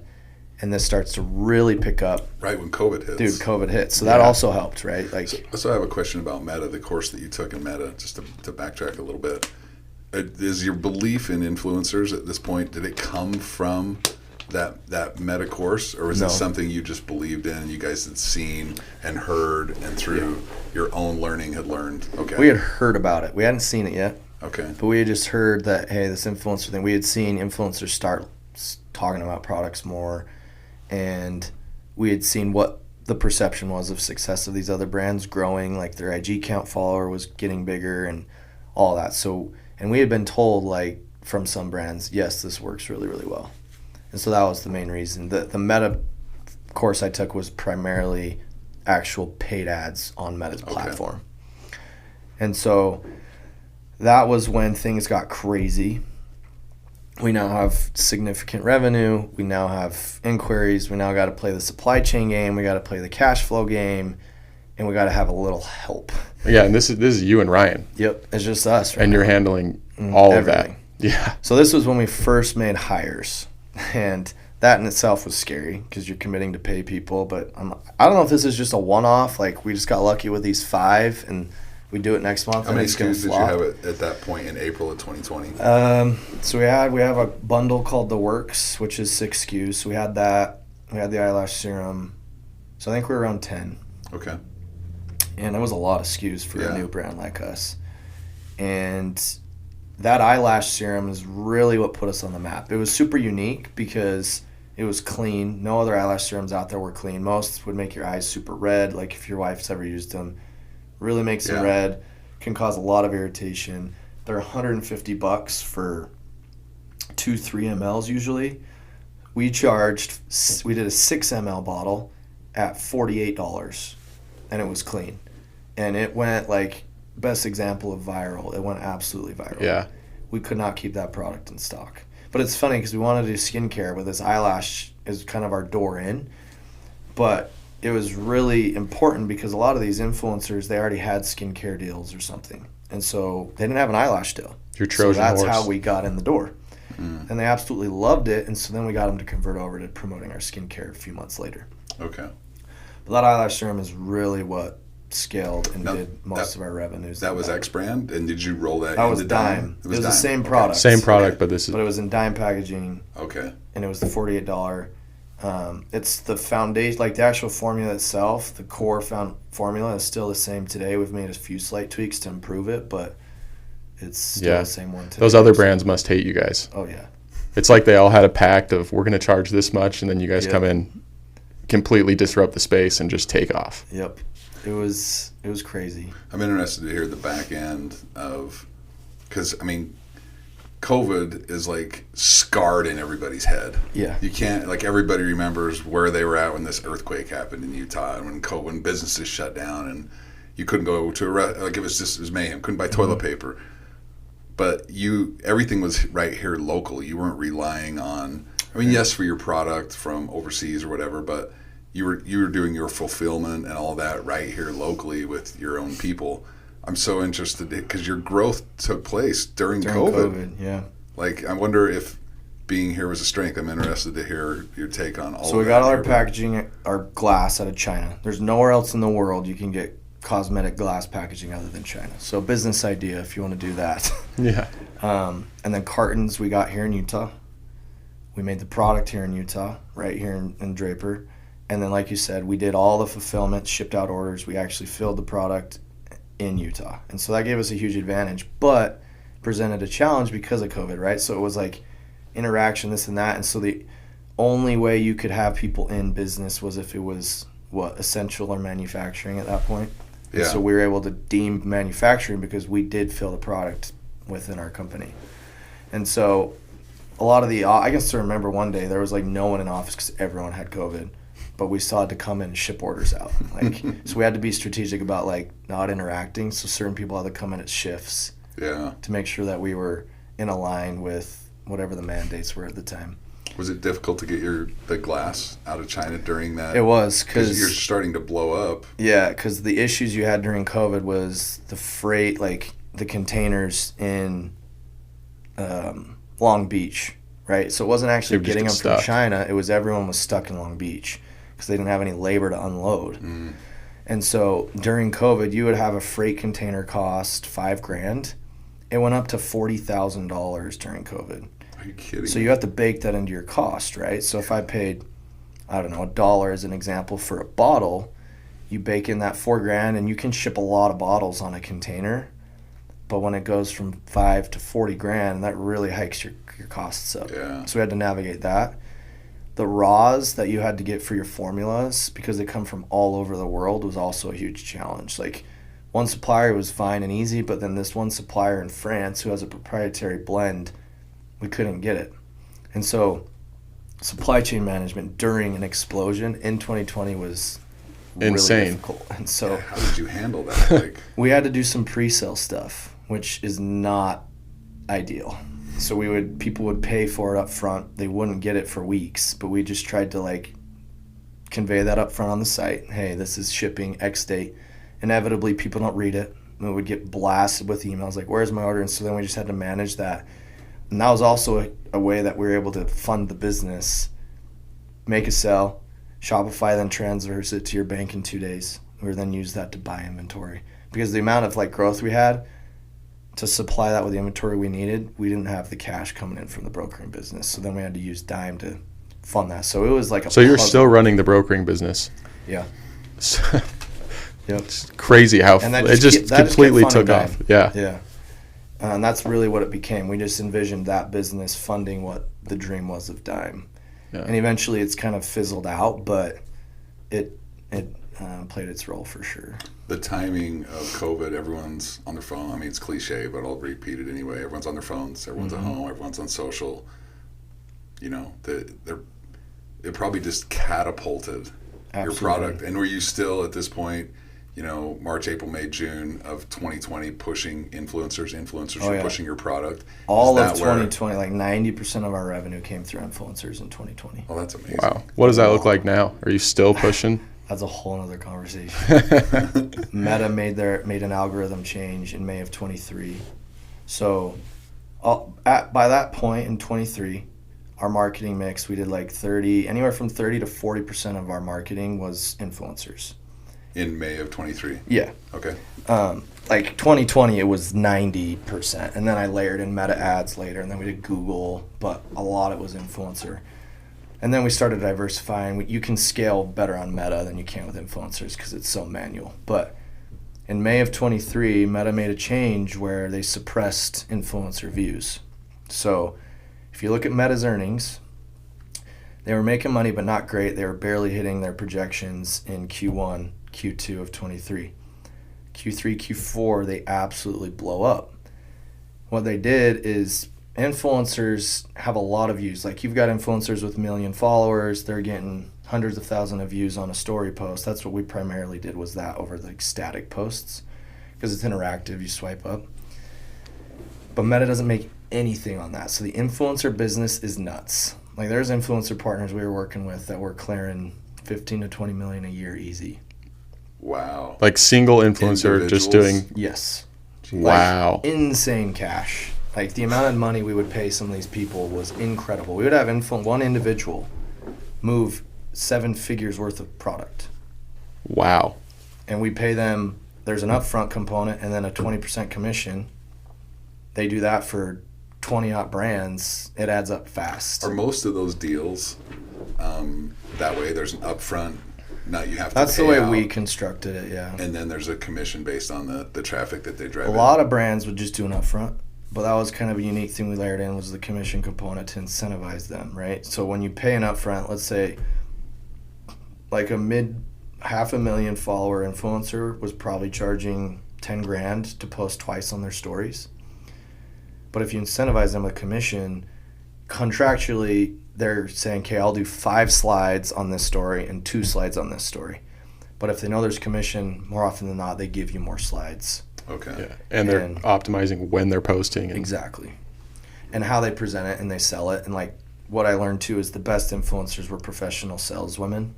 They were incredible on how to sell the product. And so anyway, so Meta didn't make any money on that. There's millions and millions of dollars exchanged between brands and influencers, but Meta didn't see a thing of it. And that drove them crazy. Sure, yeah. And so what they did in May of 23 is they made it, there's only so many eyes on Instagram and Facebook, right? And their user base is actually declining because TikTok's coming into the picture, all that. And so the only way you can get more ad revenue generated by Meta is by showing more ads. So if you've been on Instagram, you probably noticed beginning of 23, it was like an ad every 8 posts, every 8 stories. You now see it like every 1 or 2. Yeah. And now you even see it like if you go to someone's profile and you scroll through, you see an ad there. So they've been really strategic on where they place it. But in order to place it in those areas, they got to take views from something. And so these influencers that once were getting 100,000 views are now getting like 15, 20,000 views. So I've never heard this. This is dude, it's changed our business. That's so super this last interesting. year Yeah, has been a huge adjustment in how we've had to like market, and where it was such a big piece of it. Like not only acquiring new customers, but they also drove a lot of customers back to us, and that was one of our best components and metrics was our returning customer rate. We make a great product, our brand's great, but they're a big piece of that, and so that's been a super unique thing to navigate over the last almost, I guess, year to this point. Was 21 and 22, and I don't want to get too far off on the tangent, but was it similar with influencers? Yeah, I mean, it was heavily influencers, but the percentage came down as we started spending more on Meta and Google and other And you're channels. retaining you acquire them, and then you're starting to retain those customers as well. Yep. Interesting. Yeah, so that algorithm change has disrupted a lot of stuff. Like, we interact with them pretty frequently, right? And a lot of these influencers, that was their sole job, and now that they're making what they're making, their husbands have had to go back to work and stuff. That's crazy. I haven't heard about that. I'm surprised that's not a bigger. We have a lot headline. We were probably one of the better brands in influencer marketing. Like that was the biggest thing ever. People would ask like how we're doing it.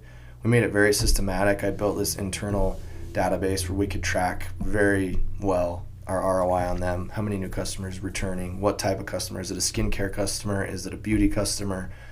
We got very systematic and data oriented with it to where we could drive profit with influencers. Most brands use influencers just for awareness. It's our awareness, we'll get eyeballs, but we did it as I got to make money on this. So every dollar I put in, I need $2.50 back out. Yeah, call to action. They got to go to the site. They got to purchase the product. So we got really good at that. And we worked with hundreds of influencers on a given month, and we got down to like understanding who was legit, who wasn't, because you could have someone with 2 million followers that wouldn't drive a thing, Then you could take someone that had 60,000 followers and drive 20, 30 grand for you on a given post. So just the customer engagement with the follower, is that really what it boils down to? Yep. Interesting. So we've learned a lot with influencer marketing on Instagram specifically. TikTok's a whole new beast. Snapchat's its own thing. But a lot of people are saying kind of the Instagram influencer time is dead. 2020 to 2023 was bonkers. It was kind of like the Wild West. Yeah.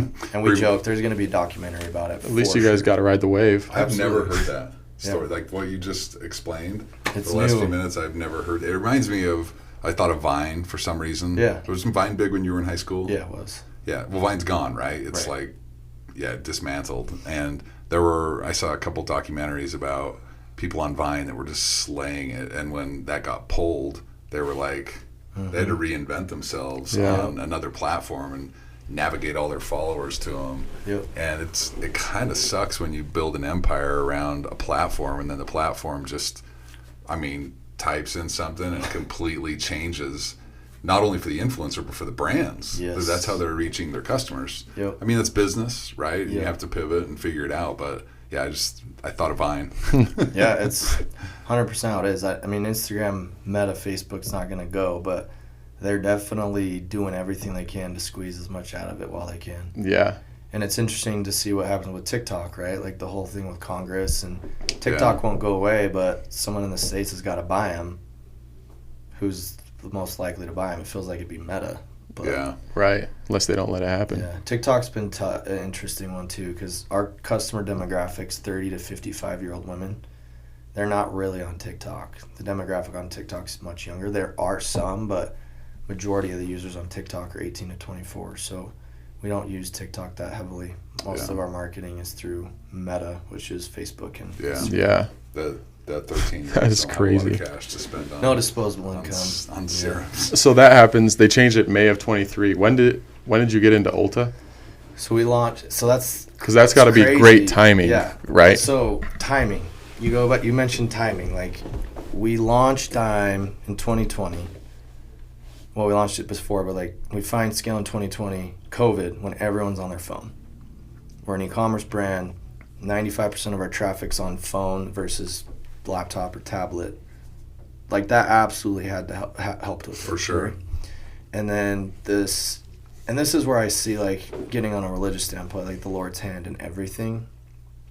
This adjustment that happened in May has been very uncomfortable. It's been hard because we spent millions and millions of dollars with influencers, and the decline has happened very fast. Like we're trying to diversify and not have all our eggs in one basket, but it takes time because you can't just throw millions of dollars into one account and channel and like see the same scale and success, right? You got to build up to it, you got to build a foundation, and then new channel, same thing. You got to find the rhythm, find the tactics, strategy, and then you can start pouring fuel on the fire. So over the last few months, that's what we've been forced to do, is to make that diversification happen way more quickly. But we were selling on Ulta.com for a year, and then we launched in Ulta stores in March. Of 23. 4. Oh, 24. Just so like we got into Ulta. I knew that, yeah. But like we were with them for a year. They're very phased in how they get stores in, unless you got like a Jennifer Aniston behind the brand.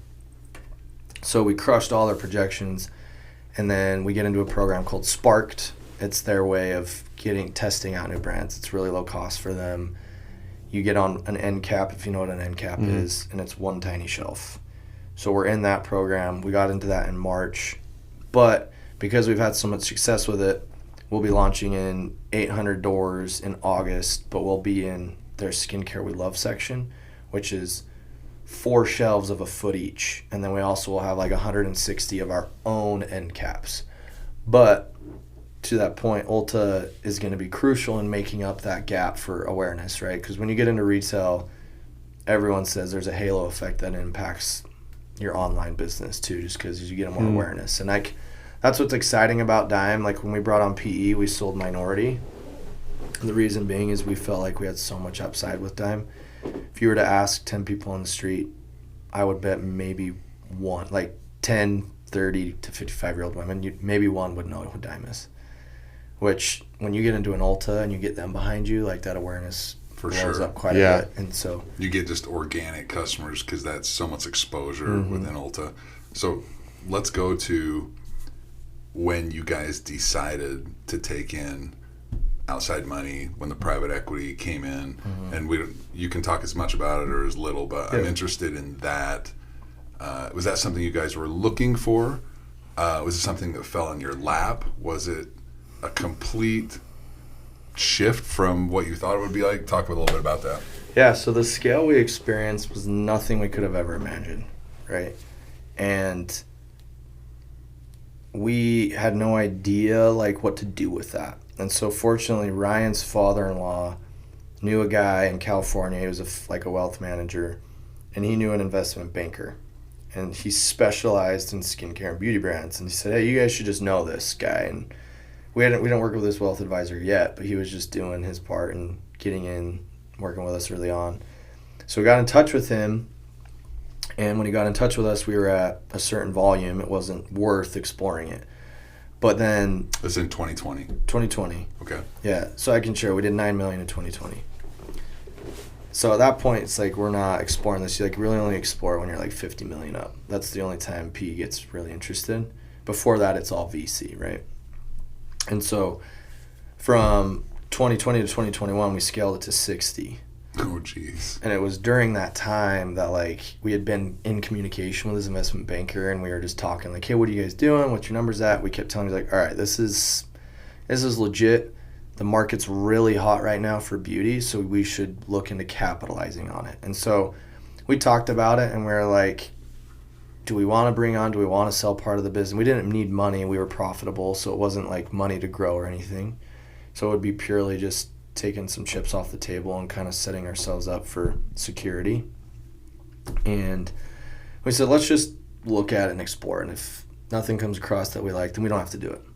So we went through it. That process is insane. Like you get a quality of earnings on your numbers. And I'll have you know, like for a long time, our books were on a Google sheet. I had debits and credits, and I was managing it that way. Until you make it. And then we grew up and got a QuickBooks. And then I brought in one of my old mission companions. He came on and acted as our CFO, and he helped us get a little more legit with that stuff. And then did all of that. And then we went through the actual process of putting our what's called a SIM out, like our book and like all our metrics and things to all these potential buyers.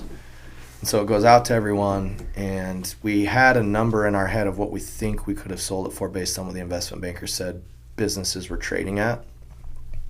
So that's what was in our mind. So we went to market. That process with quality of your earnings plus going through like the whole due diligence, management presentations, talking with everyone was 2 years total. So a long time. And then we got to the point where we had a few offers on the table. One of them in particular was the best offer, and the reason being it was obviously the highest value. It wasn't the highest valuation, actually. They had no debt. It was all cash deal. All the other offers was a lot of debt on the business, which scared us because this was end of 22. And if you remember what was going on then, like people were freezing, like rates were climbing up crazy fast. People were freezing. We remember, Mitch. Yeah, I'm sure you do. With what you guys are in. But so it was really scary, and we got up to that point, and we actually were like, worked through all of the logistics, got to the point where all we had to do was sign, and this PE group went silent for 3 weeks. And our investment banker's like, it's not looking great, guys. I think they're probably backing out. I guess what had happened is they had like this massive internal assessment on all the portfolio companies they had, all the potential deals because of all that was going on in the market. Fortunately, we actually landed a deal. We were really focused on a minority deal. We did not want to sell majority. We wanted to retain the rights to keep running the business and build this to something that we personally think we can get there based on comparable brands that have done it in the past. But it's changed a lot. Like I think it would have been helpful to have a little more insight, a little more mentorship on how that would have changed things, even though we sold minority stake, right? Yeah. But ultimately, with where we were at, the scale we were achieving, we felt like at the age we were at, if we could take a certain chunk off and just stockpile that, continue to use that to then grow on the side and invest in other things, if this crashed and ends up being a fluke in 3 years, like, we'd be okay. Yeah. And so it was pretty surreal to kind of be in that situation at the age we were. And ultimately for us, it was, this is going to enable us to, one, do what we want for the rest of our lives. Like, we're not going to have to be stuck to doing something we don't want because we're worrying about dollars. But then two, like, what good can we eventually do in the future with this situation, right? Like, being in the church, like, we can better serve others. We can do philanthropic work. Like, ultimately for us, that's what we're competitive. We wanted to achieve certain metrics and goals and things and having nice things. Everyone wants that. But ultimately it was like, what can we do with this to kind of serve and better those around us? Yeah. And it's been awesome because Dime's not only been an engine of gain for Ryan and I, but also those first employees. For sure. They got equity. They've been all put in a really awesome career situation. They're paid great. And it's been cool to see, like, I can still remember, because a lot of these individuals were family and friends that hadn't had a job before. Yeah. And, like, we were able to do some pretty cool bonus payments at times, and, like, people were coming to tears because of they've never even experienced that before. And there's no greater feeling than that, like, being able to give back to people in that way. And the fact that this has been able to do that for so many more people than just us has been really, really cool. Were you 29 when you were entertaining that offer? Yeah. That's unbelievable, dude. Yeah. That is it was crazy because, like, when I was in college, listening, reading all these books, like Think and Grow Rich and all this stuff, I created a vision board, and I had on this board certain metrics I wanted to achieve at certain ages. And the big thing with this is you got to tell someone you love what your goals are so you're held accountable. I was showing these to Maddie, and she's like, okay, good luck. Like, she was supportive, but, like, you're not doing this. But what's crazy is all of those have been met and far surpassed based on those goals. So I'm a huge, like, Ryan and I are both big believers in the energies you put out into the universe is a lot of times what you get back. And we try to be good people. We try to give back. And ultimately everything will come back and work out exactly how it needs to. But your subconscious has a lot of power too, if you guys have, like, researched that at all. I'm a big believer in, like, what you feed your subconscious, it will, like, may help you make decisions that you otherwise wouldn't because it knows what you're trying to achieve, if that makes sense. Explain that. Talk about that for a second, a little bit more in depth. So, like, if your subconscious knows, like, I don't know what the exact number is, but it's like 90% of your brain and body is ran by your subconscious. We only use 10% to actually do our dailies.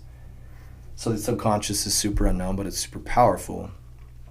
So it's the simple, silly stuff like self-affirmations. You build a vision board. You look at these things every single day. You say, this is where I want to be at this date. It may not be that date per se or hit that number per se, but your mind and body knows where you want to go. And so then the things that can put in front of you, the decisions you then make, or the intuition you feel to make a decision is guided by that direction. It's kind of like, so we've kind of gotten into golf a little bit, but there's a lot of studies behind, like, you look at where you're going to hit it multiple times before you hit it. And your body, even though you may not have the perfect swing, it's going to do everything it can to get that ball in that direction. It's similar, but with goals and aspirations with your subconscious. So I'm a pretty big believer in that. It's kind of more, there's not really any science to it per se, but we've done it time and time again, and it's proven itself time and time again. Yeah, it's like focus on where you want to go, not on where you don't want to go. Yep. Like, play to win. Exactly. Don't play to not lose. Yep. I really like that. So Dime right now is erupting and just continues to see, like, great growth. And I think that's to your point with the halo effect and going into the stores and all the placement. It seems like the growth is just going to continue to blow up. How long are you going to stay involved with the company? Like, do you plan on being here in a decade? No. Okay. No. For us, when we brought on PE, and, like, the consensus was we want to, and what the economy's doing, the market, how we can navigate this meta change, it's all, and how Ulta goes is a big deal. Our goal was 26, 27, sell it outright to a Unilever or something like that. That's kind of the game plan. And for Ryan and I, we do not want to be CEOs of a company that's held by a big company. So we also have to game plan, like, how do we build this approach to where we're CEO. Like right now we share the CEO title. I'm CMO, he's Chief Brand Officer. Plus for co-founders, it's really unique. There's not a lot of brands that have that. But how do we layer in a president, and they can come in and help run day-to-day operations a little more. We can take a step back from that and be higher level strategy. And then eventually, like, they become a CEO and we just go to the board. We're chairman of the board or whatever. That's the position we'd have to be in when we sold, to not be tied down. Because like some 3-5 years. Exactly. Yeah. Like my dad, right? He sold his business and he had a 5-year tie down, and he hated it. He works for me now. I don't know if you know that, but he texted me. It was a couple of weeks ago, and he led off with that. I actually work for Mitch now. I'll say he works with us. Nah, he doesn't have to. He said for you. He doesn't have to be working for us. He's fine, but he likes to work, and That's he gets to awesome. work with Trent every day. So it's a cool setup. But where I was going with that is, not being tied down, because we just, like, after Dime, what we've learned is we don't want to operate businesses again. We can do it, but it's, like I said in the beginning, it's not our passion. It doesn't get us up in the morning. What we want to do is, so we started another company called Black Hat Capital, and that's what we use to invest in things from the proceeds we got from the deal. Everything from real estate to solar to oil to, like, just funds in general. We've invested in, like, actual consumer product good brands ourselves that we're passionate about. So we'll keep doing that, but then ultimately we've launched a few other companies. So we have a mom and baby brand called Row Wellness that's operating right now. We're just chairman on that. We have a group running it for us, and that setup's ideal. That's what we want. We would love to just ideate, figure out how we can find a niche in the market, makes things a little different, how to then take it to market, launch it, and then just add consult and advice to the management team on how to work through challenges or make slight tweaks to improve. And so that's what we want to do, just kind of have an incubation arm where we just start brands in the space that CPG in general, because we just know it, and then also potentially tech that supports CPG D2C brands, and then invest in stuff and be advisors and things like that. It's so awesome. It's been you've said a lot of things that I'm 20 years older than you, Mitch, and you taught me quite a bit. Oh, I appreciate that. I'm sure it's all stuff you know. No, I don't. You've been awesome. And do you have any other questions? No, this has been great. My jaw's on the floor. Your guys' story is crazy. Thank you, man. Appreciate it. Incredible. You guys have killed it. Like I said, there's one person out of a million people that would have A, taken the risk, and B, had the work ethic to get where you guys are. So it's freaking awesome to see. This has been super cool to link back up. I mean, last time I saw Seth, you were 12. Probably a deacon, right? Probably 12, 13 super years young. Old. Actually, I remember you, it was when you got back from your mission, your dad was first counselor. Okay. And you did like a Q&A. And I was like, man, Mitch is awesome. Oh, did I really? I don't remember that. When I was probably, 12, 13. So. Well, you've aged handsomely. You're doing great stuff. He's working on the beard. He's working on the beard. That's not coming. So in a few years, or maybe a few months, we're going to have you back on and see how things have progressed. Awesome. Maybe after you completely exit Dime, because we want to bring back in and find out the journey down the road. But it's been a pleasure, man. Thank you so much. Appreciate it, guys, for having me on. Thanks, awesome. Mitch. Thanks, dude. Oh, thanks, guys. That was rad. Dude, thank you. It's always fun. Talk about stuff. It helps put things in perspective. And well, dude, there's a lot of when you hit a lot of the points. Sorry if I did